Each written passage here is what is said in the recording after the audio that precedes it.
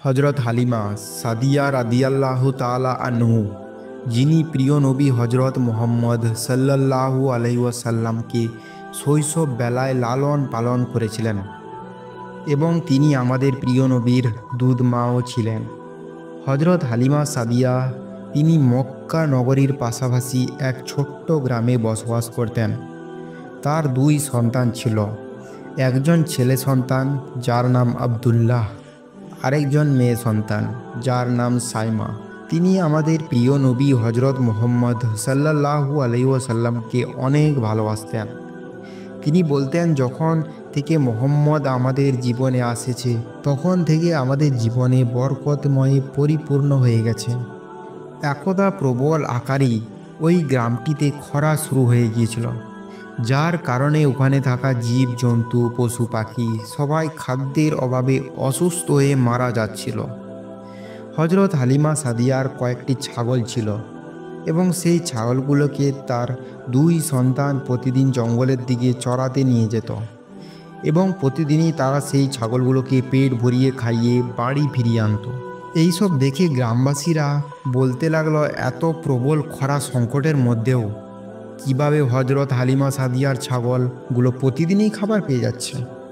গ্রামবাসীরা যে যা সে তার বাড়িতে নিজেদের বাচ্চাদেরকে বকাবকি করতে লাগলো এবং বলতে লাগলো, তোমরা হালিমা সাদিয়ার মেয়ের সাথে যাবে ছাগল চড়াতে, কেননা তাদের ছাগলগুলো এই প্রবল সংকটের মধ্যেও প্রতিদিনের পেট ভর খাবার খেয়ে বাড়ি ফেরে, তোমরা তাদের পেছনে পেছনে যাবে। এই কথা শোনার পর গ্রামের সব বাচ্চাগুলো যে যার সে তার ছাগল নিয়ে সাইমার পিছনে ছাগল নিয়ে যেতে লাগলো। হজরত হালিমার ছাগল এবং গ্রামের অন্য সবার ছাগল একসাথে চড়া শুরু করলো, কিন্তু হজরত হালিমা সাদিয়ার ছাগলগুলো কিছুক্ষণ চড়ার পরেই পেট ভরে যাচ্ছিল, কিন্তু গ্রামের অন্যান্য মানুষের ছাগলের পেট কিছুতেই ভরছে না। এই সব দেখে গ্রামবাসীর কিছু লোকজন হজরত হালিমার কাছে এসে বললেন, হে মাননীয়া, প্রতিদিন আপনার ছাগল এবং আমাদের ছাগল একসাথে চড়তে যায়, কিন্তু আপনার ছাগলের পেট খুব সহজেই ভরে যায়, কিন্তু আমাদের ছাগলের পেট কিছুতেই ভরছে না, এর কারণ কি? তখন হজরত হালিমা বললেন, এগুলো সবই আমিনার পুত্র মুহাম্মদ সাল্লাল্লাহু আলাইহি ওয়াসাল্লামের বরকতের ওসিলায় পেট ভরছে। সে যবে থেকে আমার বাড়িতে এসেছে আল্লাহ পাক আমাদের জীবনে বরকত বাড়িয়ে দিয়েছেন। অতঃপর গ্রামবাসীরা এসব শুনে অবাক হয়ে সেখান থেকে একে একে চলে গেল। কিছুদিন পর গ্রামবাসীরা দেখলো তাদের ছাগল অসুস্থ হতে লাগলো। তখন তারা বলল, চলো আমরা হজরত হালিমার বাড়ি যাই, কারণ সেখানে রয়েছে মোহাম্মদ, তার রহমত বরকতে যদি আমাদের ছাগলগুলো সুস্থ হয়ে ওঠে। এই কথা শুনে গ্রামবাসী সেখানে পৌঁছলো এবং সেখানে পৌঁছে যখন হজরত হালিমা ছাগলগুলোকে দেখলো তখন সে জিজ্ঞাসা করলো, এদের কি হয়েছে? তখন গ্রামবাসীরা বলল, এরা রোগে আক্রান্ত, তাই এরা অসুস্থ হয়ে গিয়েছে, তাই আমরা মোহাম্মদের কাছে এসেছি। মোহাম্মদের রহমত বরকতের ওসিলায় যদি এই ছাগলগুলো সুস্থ হয়ে যায়। এই কথা বলে গ্রামবাসীরা বলল, এ মাননীয়া, আপনি অনুমতি দিন মোহাম্মদকে আমাদের ছাগলগুলোর ওপর তার মোবারক নরম হাত দিয়ে স্পর্শ করতে। এই কথা শুনে হজরত হালিমা অনুমতি দিল এবং শিশু মোহাম্মদ তার মোবারক নরম হাত দিয়ে ওই ছাগলগুলোর ওপর স্পর্শ করলেন এবং সাথে সাথেই ছাগলগুলো সুস্থ হয়ে উঠল। এগুলো দেখে গ্রামবাসীরা অনেক খুশি হয়ে গেল।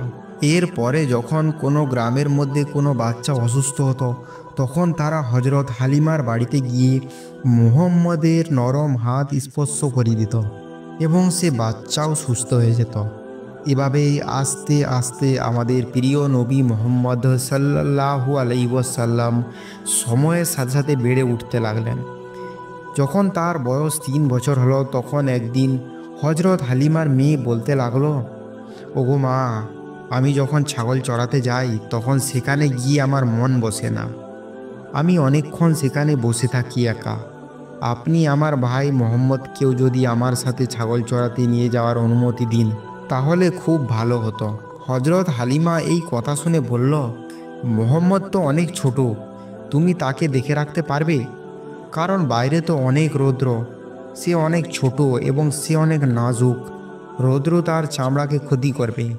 এবং তুমি বলছো যে তাকে জঙ্গলের দিকে নিয়ে যাবে, আর জঙ্গলের জীবজন্তুরা তাকে যদি কোনো ক্ষতি করে তখন কি হবে?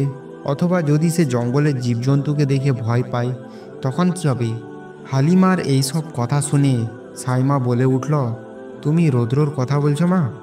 যখন ভাই মোহাম্মদকে নিয়ে আমি বাইরে বের হই তখন সেই জায়গায় আমাদের উপর মেঘ চলে আসে, যাতে ভাই মোহাম্মদকে রৌদ্র স্পর্শ করতে না পারে। এবং তুমি বলছো যে জঙ্গলের জীবজন্তুরা তাকে ক্ষতি করবে?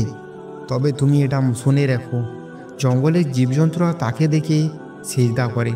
এমনকি সে যদি আমার সাথে যায় তাহলে আমার ছাগলগুলোকে এদিক ওদিক আর যায় না, এক জায়গায় থাকে, এবং আমার কাজ অনেক আরও সহজ হয়ে যায়।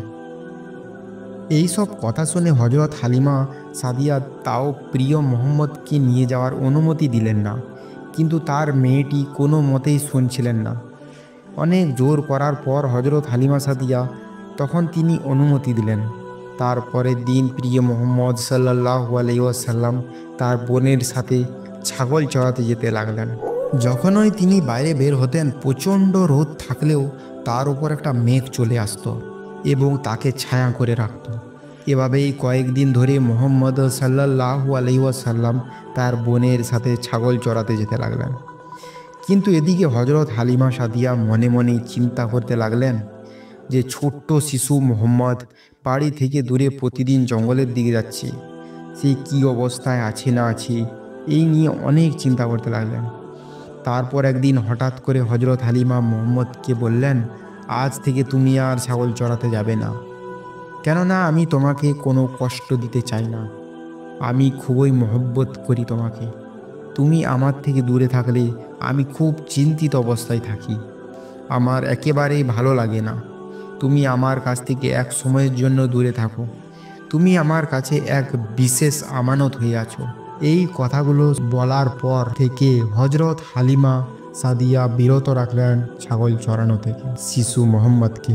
পরের দিন সকালবেলা হজরত হালিমা সাদিয়ার মেয়ে একাই ছাগল চড়াতে গেলেন। দ্বিতীয় দিনও সে একাই ছাগল চড়াতে গেল এবং তৃতীয় দিনও সে একাই ছাগল চড়াতে গেল। তারপরের দিন যখন হজরত হালিমার মেয়ে সকালবেলা ছাগল নিয়ে একাই বেরিয়ে পড়ল, কিন্তু বাড়ি আসার সময় সে কাঁদতে কাঁদতে বাড়ি ফিরল। এটি দেখে হজরত হালিমা সাদিয়া তার মেয়েকে বললেন, তুমি এভাবে কাঁদতে কাঁদতে বাড়িতে আসছো কেন? কি হয়েছে? তখন সাইমা বলল, মা, আমাদের একটা ছাগলকে শিয়ালে ধরে নিয়ে গেছে। তার মেয়ের চোখে কান্না দেখে তারও চোখে পানি এসে গেল। এটি যখন মোহাম্মদ সাল্লাল্লাহু আলাইহি ওয়াসাল্লাম দেখলেন তার মায়ের চোখে পানি, তখন মোহাম্মদ সাল্লাল্লাহু আলাইহি ওয়াসাল্লামের চোখেও অশ্রু ঝরতে লাগলো, কেননা আমাদের প্রিয় নবীর হৃদয় খুবই নরম ছিল। এরপর শিশু নবী বলল, আম্মা, তুমি এমন কান্না কেন করছো?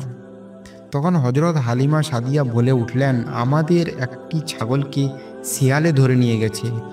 এখন সেই শিয়ালটা সেই ছাগলটার সাথে কি করবে কে জানে। এই কথা শুনে প্রিয় নবী হজরত মোহাম্মদ সাল্লাল্লাহু আলাইহি ওয়াসাল্লাম বললেন, আপনি কান্না বন্ধ করুন, আমি এখনই সেই ছাগলকে নিয়ে আসছি। এই কথা শোনা মাত্রই হজরত হালিমা সাদিয়া বলে উঠলেন, খবরদার তুমি ওখানে যাবে না, কারণ ওখানে হিংস্র শিয়াল রয়েছে, যদি তোমার উপর সে আক্রমণ করে ফেলে। তখন মোহাম্মদ সাল্লাল্লাহু আলাইহি ওয়াসাল্লাম বললেন, না মা, আমি তোমার ছাগলকে যেভাবে হোক নিয়ে আসব। এইভাবে প্রিয় নবী তার মায়ের কথাকে সামান্য এড়িয়ে বেরিয়ে পড়লেন জঙ্গলের দিকে। কিছু দূর চলতে চলতে তিনি জঙ্গলে গিয়ে দাঁড়ালেন এবং বলে উঠলেন, হে জঙ্গলের পশু পাখি, জীবজন্তুরা, তোমরা সবাই এখানে চলে এসো আর বলো আমার মায়ের ছাগলকে কে নিয়ে গেছো। এই কথা শোনা মাত্রই সকল জীবজন্তু সেখানে এসে হাজির। সেখানে মোহাম্মদ সাল্লাল্লাহু আলাইহি সাল্লামকে দেখে জঙ্গলের জীবজন্তুরা সালাম জানাতে লাগলো। এরপর শিশু নবী বলল, এ জঙ্গলের জীবজন্তুরা, আমার মায়ের ছাগলটিকে ফিরিয়ে দাও। এই কথা শোনা মাত্রই সঙ্গে সঙ্গে সেই ছাগলটিকে জঙ্গলের জীবজন্তুরা নিয়ে চলে আসলো এবং পায়ের কাছে মাথা নিচু করে সালামি দিতে লাগলো। এবং তখন সেখানে সেই শিয়ালটিও চলে আসলো। সেও চরম তলে বসে গেল এবং খুব আদবের সাথে বলতে লাগলো, হে প্রিয় রসুল, আমাদের জীবন কোরবান হয়ে যাক আপনার উপর। প্রিয় নবী মোহাম্মদ বললেন, তোমরা কি জানতে না এটা আমার মায়ের ছাগল? তোমরা আমার মাকে কেন কষ্ট দিলে? তখন জঙ্গলে জীবজন্তুরা বলল, হে প্রিয় নবী, আপনি তো ছাগল চড়াতে বেশ কয়েকদিন জঙ্গলে আসলেন এবং আমরা সবাই লুকিয়ে লুকিয়ে আপনার চেহারা মোবারকটাকে দর্শন করতাম এবং এটিও দেখতাম যে এই সম্পূর্ণ কায়নাতকে যে সৃষ্টি করেছে তার মাহবুবকে সে কেমনভাবে বানিয়েছে। কিন্তু ইয়া রাসূলুল্লাহ, তারপর থেকে তো আপনি জঙ্গলে আসা বন্ধ করে দিলেন, আর এমনভাবে 3 দিন পেরিয়ে গেল আপনি জঙ্গলে তশরিফ রাখলেন না। আর তখনই আমরা সবাই ভাবলাম, যদি হালিমার একটি ছাগলকে ধরে রাখা হয় তাহলে আমরা পুনরায় আপনার দর্শন করতে পারব। কেননা শিশু মোহাম্মদ সাল্লাল্লাহু আলাইহি ওয়াসাল্লাম তিনি তার মায়ের কষ্ট দেখতে পারবেন না। তিনি সেই ছাগল আনার জন্য এই জঙ্গলে পুনরায় আসবেন। তারপর আবারও জঙ্গলের জীবজন্তুরা বলতে লাগলো, আপনার উপর আমাদের জীবন কোরবান হয়ে যাক। আমাদের উদ্দেশ্য ছিল আপনার চেহারা মোবারককে দেখার। এইখানে এই ছাগলকে ধরা তো বাহানা মাত্র ছিল। এই জন্যই আপনার আম্মার ছাগলকে আমরা নিশানা বানিয়েছিলাম। এই সব কথা হওয়ার পর শিশু নবী তার মায়ের ছাগলটিকে নিয়ে ফিরে যেতে লাগলেন এবং সেখানে জঙ্গলের জীবজন্তুরাও সবাই যে যার ফিরে যেতে লাগলেন।